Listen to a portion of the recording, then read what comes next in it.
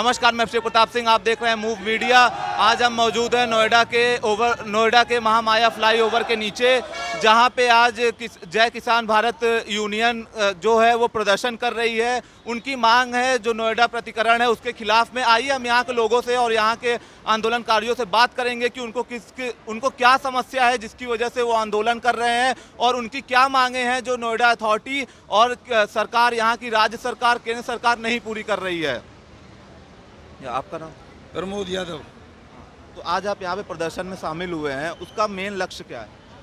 जब तक कृषि विधेयक कानून रद्द नहीं होगा, जब तक भारतीय किसान यूनियन और जितने किसान संगठन हैं अपने किसान भाइयों के साथ खड़े हैं। भारतीय जनता पार्टी का केंद्रीय गृह मंत्री का इस्तीफा नहीं हुआ लखीमपुर खीरी के अंदर, हमारे निर्दोष किसान भाइयों की हत्या कर दी गई, हत्या का मुकदमा दर्ज नहीं हुआ मंत्री पर।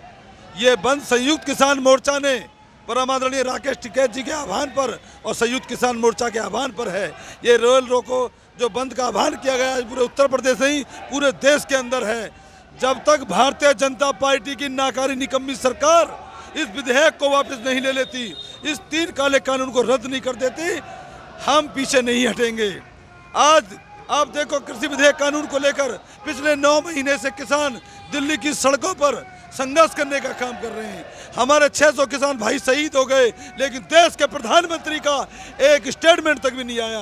आज बारिश पड़ रही है, गर्मी सर्दी हर स्थिति में किसान बॉर्डर पर संघर्ष करने का काम कर रहा है।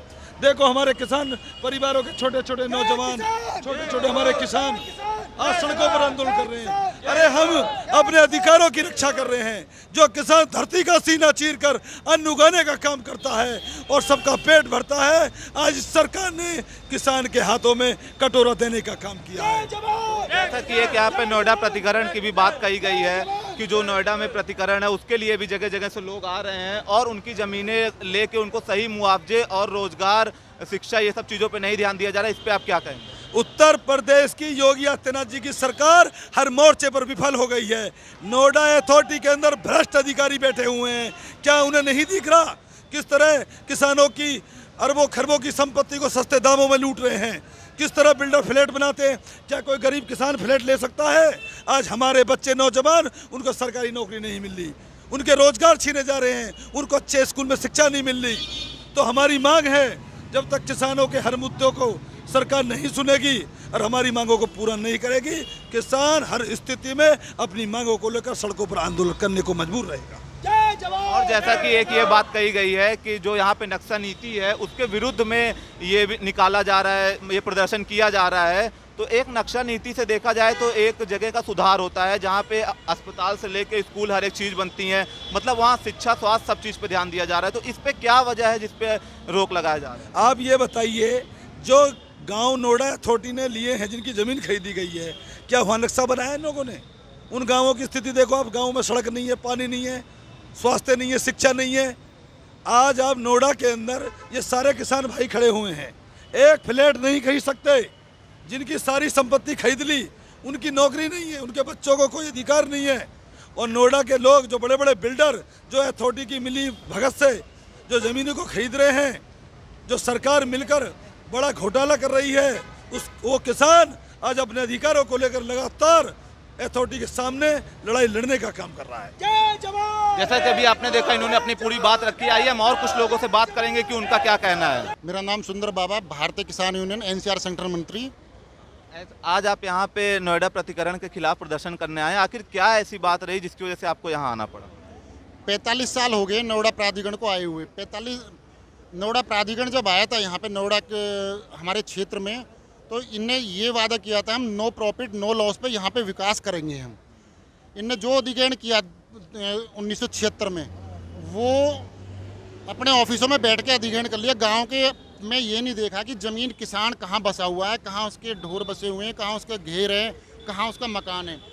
उसने अधिग्रहण वहीं कर लिया और उस ज़मीन, हमारी जो ज़मीन किसानों की, उस पर नोएडा प्राधिकरण का दर्ज हो गया। उस पर उसमें वो मुआवजा उसने ट्रेजरी में उठा के डाल दिया। खेतों को तो हमारे लिए लेकिन हमारे घर भी अधिग्रहण कर लिए उन लोगों ने। हम उस घर के लिए, उस छत के लिए लड़ाई लड़ रहे हैं आज तक 45 साल से, जो हमारी सुरक्षित नहीं हो पा रही, प्राधिकरण उसको सुरक्षित नहीं कर पा रहा। और जैसा कि भी आपने एक जिक्र किया एक शब्द का, नो प्रॉफिट नो लॉस, इसका क्या कहना? इस पे नो प्रॉफिट नो लॉस पे कि हम यहीं से ज़मीनों को लेंगे और उद्योग के लिए देंगे हम। उद्योग के लिए देंगे तो ये जो ना हम आपके बच्चे को हम रोजगार देंगे। रोजगार देंगे तो कम से कम घर में 2-3 बच्चे जो भी आपके जवान हैं उनको सभी को हम रोजगार, हर फैक्ट्री में, हर ऑफिस में हम आपको रोजगार देंगे। लेकिन हमें कोई रोजगार नहीं मिला, हमें आज तक भी। तो और जैसे कहीं ना कहीं अगर जो आपको मुआवजे दिए गए, ज़मीन ली गई होगी तो मुआवजा ज़रूर दिया गया होगा, तो मतलब आपको मुआवजा उचित नहीं मिला या क्या वजह है?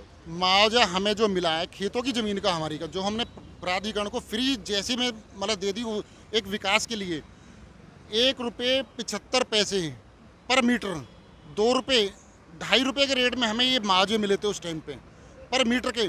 जो ज़मीन इनके पास कुछ ज़मीनें सुरक्षित छोड़ दी है, जो जैसे सेक्टर 18 है, सेक्टर 32 हो गया, सेक्टर 25 हो गया, आज 5 से मतलब 1.5 से 2 लाख रुपए और 5 लाख रुपए तक अलॉटमेंट कर रहे हैं उसके।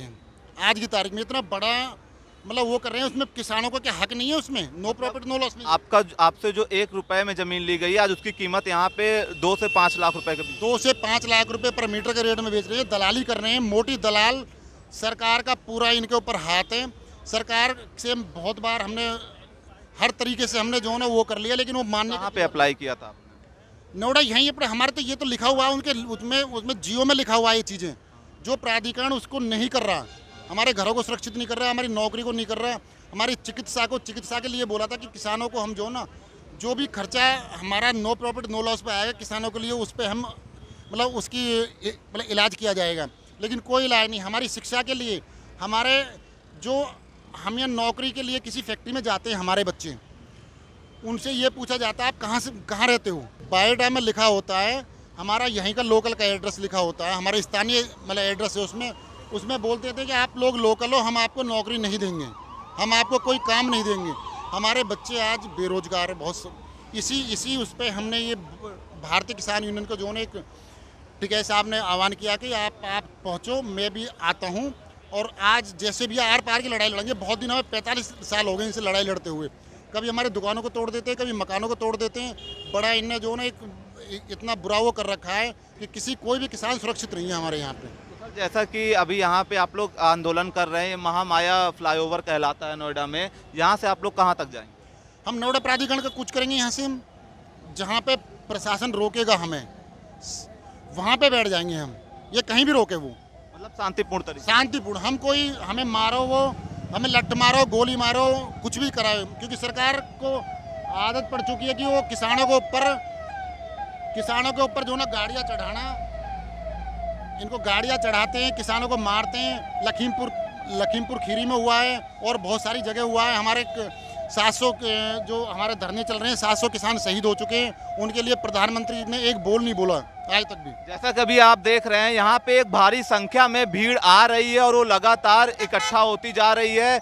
आज ये यहाँ से अपना धरना प्रदर्शन शुरू किए हैं और वो यहाँ से चलते हुए नोएडा प्राधिकरण ऑफिस तक जाएंगे और वहाँ पे धरना प्रदर्शन करेंगे। लेकिन साथ ही इनका ये भी कहना है, अगर कहीं पे भी जहाँ हमको प्रशासन रोकेगा हम वहीं रुक जाएंगे, लेकिन हम कोई भी हिंसा नहीं करेंगे, बस हमें हमारा हक चाहिए। आइए हम यहाँ पे और कुछ लोगों से बात करेंगे कि उनका क्या कहना है। सर, आपका नाम? ओम सिंह, जिला सचिव भारतीय किसान यूनियन, राजनीतिक टिकैत। तो आज जैसे कि आप यहाँ पे जो धरना देने आए, उसकी क्या वजह है, आपकी क्या समस्या है? समस्या तो बहुत है, पर 1 बाय 1 आपको बता देते हैं। नोएडा प्राधिकरण, ग्रेटर नोएडा प्राधिकरण और यमुना प्राधिकरण। सबसे पहले हमारे यहाँ नोएडा प्राधिकरण ने किसानों की जो ज़मीन ली थी, 45 साल से हम अपनी आबादी बचाने के लिए आंदोलन कर रहे हैं, लेकिन आज तक हम आबादी नहीं बचा पाए हैं। हमारे गांव में जो ज़मीन है वो छोटे परिवार बढ़ते चले गए हैं। 50-50 गज के 30-30 गज के प्लॉट हिस्से में आ रहे हैं। मकान नीचे पड़ गया, पानी सारा घर का गंदा पानी अंदर जाता, तोड़ का बनाते। प्राधिकरण के अधिकारी परेशान करते हैं, नक्शा नीति के नाम पे सताया जा रहा है उनको। जहाँ 3 जो फुट का रास्ता है, 30 मीटर का मकान है, उसमें क्या नक्शा पास करा लेगा ग्रामीण। दूसरा, हमारे जो है 2011-2014 की जो स्कीम थी, उन्होंने पूरा जो प्लॉट नहीं दिया, जो कि पूरा देने के वादा था, एक उसको लेकर के है। एक इन्होंने अपने जियो में जब ज़मीन ली थी किसानों से, इन्होंने कहा था कि शिक्षा में आपको आरक्षण मिलेगा, आपको जो है उसमें ट्रीटमेंट में आरक्षण मिलेगा, आपको नौकरी में मिलेगा। हमारे यहाँ पे आज तक अथॉरिटी ने कोई भी सुविधा, किसी बच्चे को नौकरी, किसी को शिक्षा, किसी को शिक्षा कुछ नहीं है। लेकिन सर लोकल के नाम पे यदि कोई बच्चा टेस्ट में पास भी होता है ना, यहाँ के स्कूल उनको फेल कर देते हैं। कंपनियों में लोकल के नाम पे किसी को नहीं लगाया जा रहा है। यहाँ के लोग यदि मथुरा की आईडी, अदर किसी स्टेट की आईडी लगा के आते हैं, उनको नौकरी मिल रही है। सर जैसे कि यहाँ पे अभी नोएडा अथॉरिटी ने फिर लगभग 4400 करोड़ रुपए का एक बजट निकाला है, तो आखिर जब इतना पैसा आ रहा है तो जा कहाँ रहा है? अधिकारियों की जेब में जा रहा है। मैं तो ये कहूँ अधिकारियों की इनकी जांच करा लीजिए। एक कमेटी करके पूरे देश की सरकार से, नरेंद्र मोदी जी से कहते हैं दुनिया भर के लिए आप बोल रहे हो, आप नोएडा अथॉरिटी के अधिकारियों की जांच करा दीजिए, तीनों प्राधिकरण की, पता लग जाएगा सच क्या है, झूठ क्या है। और जैसा कि आपने हमारी 100 बीघा जमीन होने के बाद आज मैं 50 गज का प्लॉट नहीं ले पाया, और यहाँ पे जो चपरासी है उनके 5 प्लॉट वीआईपी सेक्टर में है। संपत्ति का ब्यौरा होना चाहिए। संपत्ति का इनका ब्यौरा होना चाहिए। जैसे आप ये अभी आपने बोला कि जो यहाँ पे चपरासी हैं, आप ये किस बेस पे एक तरीके का इल्जाम हुआ, तो आप बताएंगे कि कहाँ आपने ऐसा इल्जाम हम सच्चा लगा रहे हैं अपने आप। देखिए, किसान पढ़ा लिखा होता तो ठगा नहीं जाता। इमरजेंसी में हमारे यहाँ पे हमारे बाजरे पे बिल्डोजर चला के इमरजेंसी के नाम पे जमीन हत्या ली हमारी। हमारा तो मुआवजा भी ना उठा अभी तक आपको मुआवजा ना। पढ़े लिखे बूढ़े पढ़े लिखे ही गए नहीं, या लड़ाई लड़ते लड़ते बूढ़े चले गए। अब बच्चे आए, अब हमें कुछ समझ में आई, हम खड़े लड़ने के लिए कई आंदोलन कर लिए। वादा कर देते कुछ नहीं है, खाली वादा है, इन पे लिखित में कुछ नहीं दे सकते। और जैसे कि यहाँ पे स्वास्थ्य व्यवस्था की अभी आपने बात की, लेकिन स्वास्थ्य व्यवस्था के लिए इस साल भी नोएडा अथॉरिटी ने लगभग 800 करोड़ रुपए मतलब बजट बनाया था, बजट पेश किया है 2020 से 21 के लिए। तो वो पैसा आखिर जब अगर स्वास्थ्य भी नहीं लग रहा है तो यहाँ पे स्वास्थ्य व्यवस्था ठीक दिखती है। लूट का सिस्टम है, केवल लूट का सिस्टम बनाया हुआ है। किस तरीके से लूटा जाए, किस तरीके से किया जाए, जो हम पकड़ में कानून की में किसी धारा में ना आए। सच्चाई सब जानते हैं, मगर बड़ा दुर्भाग्य है हमारे ये क्षेत्र के किसानों ने अपनी जमीन दे दी, इनको सुविधा दे दी। बार बार आंदोलन करते हैं, अधिकारी कमिटमेंट करते हैं, हम वापस चले आते हैं, लेकिन मिलता कुछ नहीं है। और जैसा कि अब चुनाव भी आने वाला है 2022 में, तो आप उसमें किस तरीके का बदलाव चाहेंगे? क्योंकि यहाँ भी बीजेपी की सरकार है, केंद्र में भी बीजेपी की सरकार है, तो आप कैसा बदलाव चाहेंगे? पहले अखिलेश सरकार थी, एक तरफाई, उससे पहले बीएसपी शासन था। अब जो बीजेपी को वोट किस लिए दी है? आम जनता ने बीजेपी को वोट इसलिए नहीं दी है कि हमारी रोजी रोटी न रहे। अरे धर्म के नाम पे चूतिया बना रहे हैं भाई। आप ये बताओ, मेरे पेट में अन्न नहीं होगा, कपड़ा तल पर नहीं होगा, बच्चे भूखे मरेंगे, मैं क्या करूँगा? धर्म का अचार डालूंगा क्या? अभी हमारे यहाँ दादरी में जो हमारा ही जमीन और हमारी ही जो है मूर्ति, और हम ही आयोजक और हम ही खर्चा कर रहे हैं। सरकार ने हमें लड़ा दिया आपस में, एक जो जाति को दूसरा जाति से लड़ा दिया, जब कहाँ है धर्म? जो तो सर जैसा अभी यहाँ के जो मतलब नेता हैं, विधायक हैं, पंकज जी हैं, वो गृह राज्य मंत्री के बेटे भी रहे हैं, तो क्या वो कभी आते हैं जनता के बीच? हमारा किसी भी सांसद से, किसी भी विधायक से या हमारे पीएम है, हमारी लड़ाई उनसे नहीं है, हमारी लड़ाई है सरकार से। सेंट्रल में जो हम बैठे हैं चारों तरफ, वो है हमें 3 कृषि कानून बिल और एमएसपी पे गारंटी, वहाँ तो लड़ाई ये है। और आज की जो लड़ाई है वो केवल तीनों प्राधिकरण के जो दमनकारी नीति है, शोषण जो किया जा रहा है यहाँ के लोगों का, ये उसके खिलाफ है। हर प्रकार से शोषण हो रहा है। तो अब ये जो प्रदर्शन किया जा रहा है, ये कहाँ तक जाएगा? अभी ये प्रदर्शन जो हमारा हाईकमान है, उनका यहाँ एक पॉइंट दिया गया है, यहाँ से हम आगे चलेंगे और हमारा नोएडा प्राधिकरण को घेरने का प्रोग्राम है। प्रशासन हमें जहाँ रोकेगा, हाईकमान का आदेश होगा, हम वहीं बैठ जाएंगे, वहीं से होंगे। तो शांतिपूर्ण तरीके से धरना होता है। तो जैसा कि अभी आपने देखा, इनका कहना है कि बस वो जो 3 प्राधिकरण है वो इनके लिए नहीं सही है, उसमें नक्शा नीति भी है।